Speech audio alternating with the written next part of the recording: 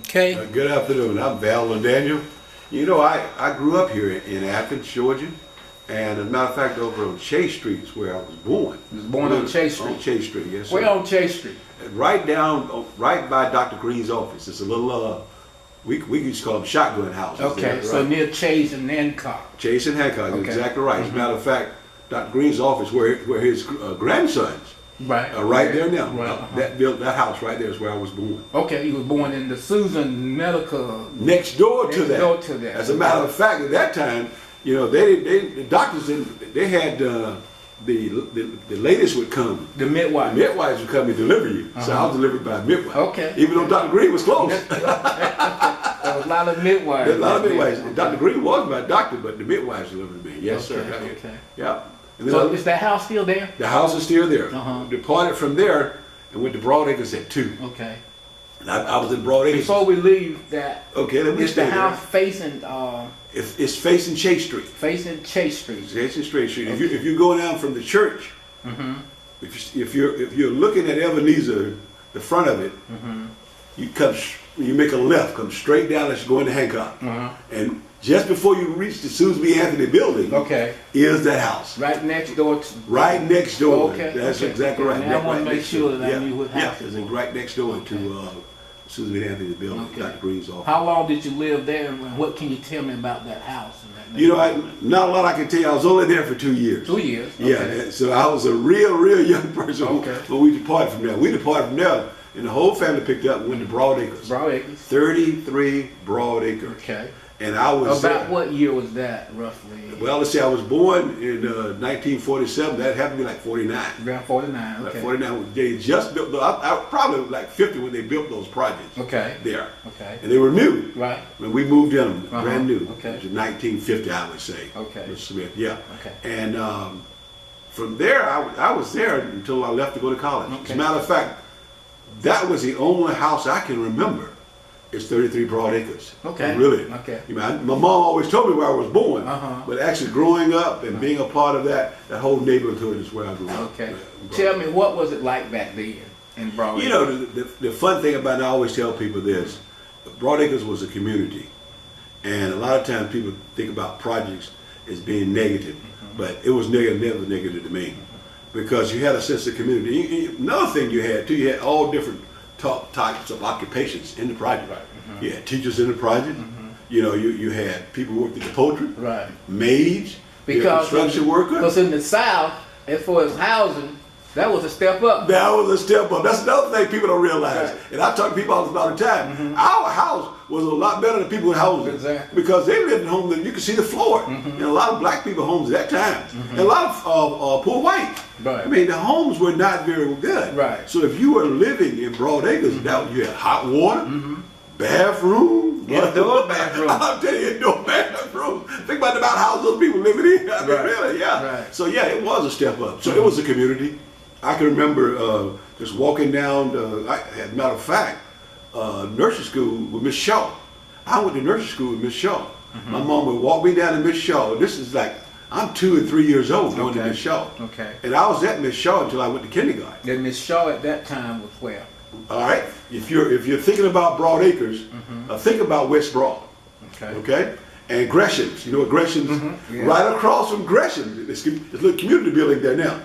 That was the nursery school. Right there. Right there. Okay. And we had nursery school there. Miss Shaw was there for a long time. I don't know what year Miss Shaw departed from there. Okay. But she was there a long time. And a lot of kids in Broadacres and other kids from the community would go to nursery school at Miss Shaw. Okay. So Yeah. was that across the street from Gresham? Yeah, right across the street. So- It's a building there now Right. where they have the community. Right. So now it's part of Broadacres. It's still a part of Broadacres. Yeah, the whole And thing so was during Broadacres. the time when Miss Shaw was there, you was going. That's was it right. part of Broadacres then? Yes. Okay. It's always been a part of Broadacres. Okay. As a matter of So fact, that's Miss where Shaw- she was. That's right. She had her nursery school in the Broadacres building. complex. That's Okay. right. Okay. Broadacres would go from the top up there where Rock Spring is, all the way down to the bottom to where you hit the Atlanta Highway. And the Artie Girls across the street over there. Right, right, Yeah. okay. To the bottom, right across from West Broad Elementary School.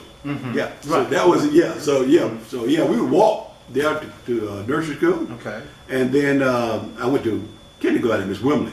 Okay. And Miss Wimley was down off of Polk Street. Yeah.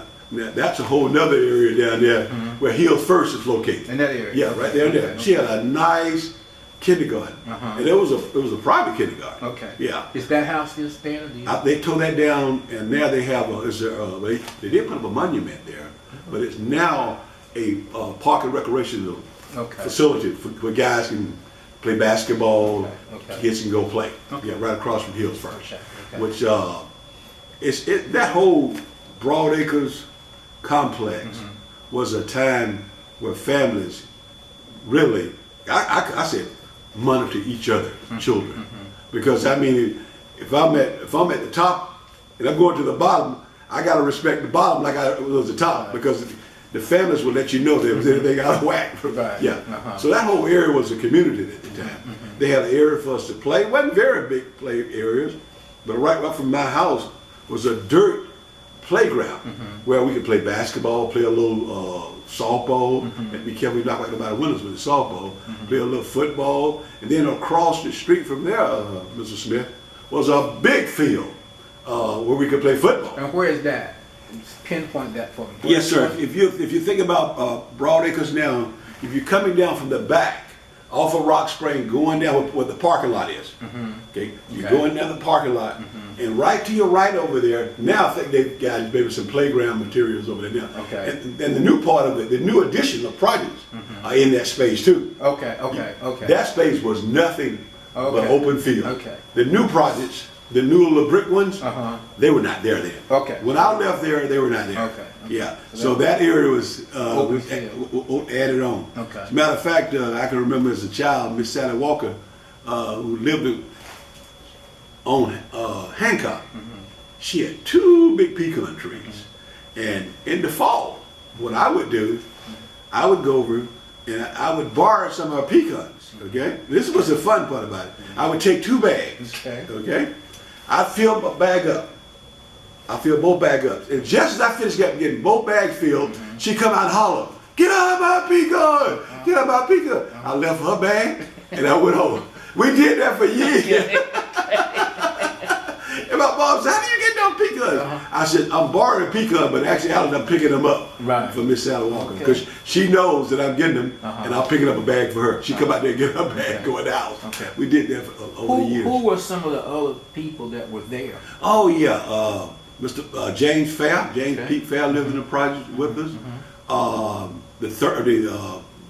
Aaron Hurd was there with us. Okay. Yeah.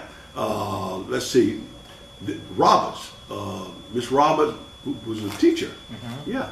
And her husband, they lived in the project. He taught math, and she was a 7th grade teacher. Okay. Yeah. Okay. Yeah. Miss McBride them at one time lived in the Really? project. Francis McBride. Yeah. Okay. Yeah. And Miss McBride. Yeah. They lived in the project. So that's what I was sharing with you. The projects had a lot of different people that were stayed there. Deborah Garner lived in the project. Okay. Yeah, who's a teacher, who's a retired educator from at Cedar Shows. Right. Yeah. So there was a lot of different occupations of people who lived in the project. Okay. Yeah. Okay. Yeah. So you left Miss Shaw and went to Miss, what you say, Miss? I went to Miss Wembley for, Miss Wembley. that's right, for Polk Street. 1 year. 1 year. 1 year. And then went to West Broad Elementary School. West Broad. West Broad Elementary Okay. School. All right. Tell me about West Broad. Now, boy, they were some tough teachers. Miss Diggs, them down there, Miss Evans, but West Broad, man, wow. Miss Freeman was the principal. We had some great teachers at West Broad. Okay. And one of the experiences that stands out, and I think I told this at when I spoke When down. you went, it was the new building, right? Well, I went in when I went When you to started. West Broad, all I can remember, it was the older building. The older building. You Yeah. said, so you, yeah. okay. I didn't go to the new building until later on. Right, okay. The other part was built. As a matter of fact, when I was completing my 5th grade year, they were finishing the new part. Okay. So I went to the new part at 6th and 7th grade. Okay. But 1st through 5th were in the old building. Okay. Yeah. And Miss Freeman was the principal there. When you say old building, do you mean the wood structure? Or the, Oh no, I don't mean. You mean the? Yeah, I mean it was brick, brick, but right. yeah, but then they added the newer the part. back. Right, Right, yeah, okay, no, okay. I don't mean Yeah, that's it's what I quite that thought. old. Yeah, No, right. I ain't quite going back there. It was older in terms of what they added on. Right, to make I it got good. you. Yeah, okay. Okay. Yeah, but one of my fun experiences was Mr. Payne, who at the time, before I got to 5th grade, he was the we called him the project manager of West Broad, Right. of Broad Acres. Right. Okay. And we called him Skip Payne Right. as a child when he was working as a project manager in Broad Acres. But he got his degree and became a teacher. Yeah. I spoke to him about that. He had a lot to say about that. Oh, yes. I remember it very well.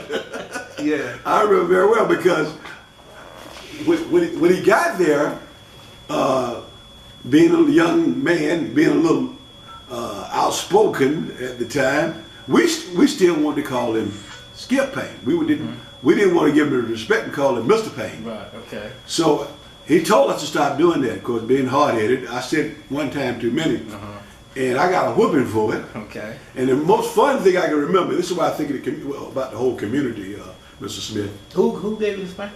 Mr. Payne. Mr. Payne. That would make sure I got that clear. Yes, sir, Mr. Payne. I called him Skip Payne too many one time. I got one of them straps, and that was another thing. That was common.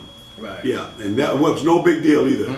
Yeah, I mean, that was the norm, and nobody was going to call defects or anything like that. Right. That was an accepted behavior. And to be honest with you, nobody got abused, Right. and it corrected a lot of negative behaviors that we didn't have to deal with in school.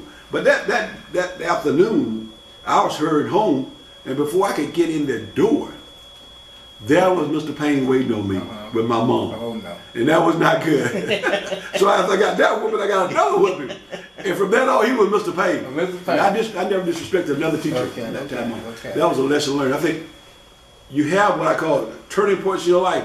That was a turning point in 5th grade. Okay. Because I was on it from that on. I knew that my parents expected me to conduct myself in a manner that was appropriate, and I tried to do it from that time Okay. on. What else do you remember about the school, about the building, anything? The teachers? I think the teachers were the most important thing about that building that I can remember. When I think about it, when you think about school, it was not the building as such. It's the quality of teachers that we had. And I think the biggest thing was that all of them emphasized that you were important and that you could be successful. It didn't matter whether I lived in Broad Acres or I lived on Plaza or wherever. That was not even as a matter of fact, at that time, a lot of those teachers never made a point to talk about one's economic level, Right. social status. Now, I taught a little high school, it was a different story, but that did not happen when I was in elementary school. Yeah, that was not even an issue at any time at all. And you went through what grade? I went through 7th grade there. Okay. And when I left 7th grade, I went up to Bernie Harris High School as an 8th grader. Okay. Yeah. Okay. Yeah. 8th grade was at Bernie Harris High School. Okay. And that's where Mr. Roberts was my math teacher when I got there. And I had his wife in 7th grade. And I had him when I got to 8th grade. Matter of fact, I had him 8th and 9th. So yeah, I left West Broad and went to Bernie Harris High School. So 8th graders, we were there. Okay. Who was the principal then? Mr. Edwards. Mr. Edwards. Yes, sir. H.T. Edwards. Okay. And he was my principal the whole time I was there. Tell me about that school. This school. 'Cause Yeah, that's where we are now. Yeah, and this is just wonderful to see our new facility here, Mr. Smith. But Bernie Harris was a challenging education institution where, again, teachers played a vital role in it. But now I will say this: I did have occasionally, particularly when I got to 11th and 12th grade, I had some great math teachers. Miss McAdams was a wonderful math teacher. And I did have some teachers at that time who tried to separate us out in terms of where we lived. But 99% of them, that was not an issue. But you always have, I guess there's always a few of those who wanted to make an issue about that. And basically what we decided to do, or what I decided to do, is that was not going to be a point of emphasis in my life. And I just moved on from it. Yeah, so that was never, you'd hear that. If you lived in the projects, you gonna steal, you gonna rob somebody, but that was never part of it. I realized that my mom and dad, my mom was a maid, my dad worked in the poultry, and he's up at 4 in the morning at the poultry to get to work. And she's getting up at 4 to fix breakfast for him, and then fixing breakfast for the other 6 of us. So I knew that hard work and education was a vital part of our upbringing. Yeah. That's what I'm about to say. I bet that played a role into. Yeah, that was a big role in my life, my family, because they emphasized education was a way to improve oneself. Okay. So I never had an issue about what I thought about education and the goals of. As a matter of fact, I ended up being the star student. Okay. I was Boy of the Year at Bernard Harris in 1965. Okay, okay. Yeah, they called him Boy of the Year during that time. Uh-huh. Yeah, and I was Boy of the Year in 1965 here Okay. at Bernard Harris. And as a matter of fact, Miss McAdams, I can see her now. This is strangely enough. I don't think I've told this story. Mm-hmm. Where when they had a math teacher that was out when I was a senior, Mm-hmm. I would teach them. I would be the substitute. Really? Okay. Yeah, Okay. I'd be the substitute math teacher, Mm-hmm. and I would teach the students. Mm-hmm. And strangely enough, Mr. Smith, the kids, they had no problem listening to me as being that instructor, because I think they realized that I knew the material, I could explain it, and that was kind of a different environment where you could have your classmate Right. appears to teach math to the fellow. Were you in the other activities here? Oh yeah, yeah. Tell me about some of those activities. Yeah, I played basketball. I was on the boys' basketball team. I was varsity basketball player. I played for 4 years of varsity basketball. Okay. I was on the student council. Yeah, I was Very pretty active.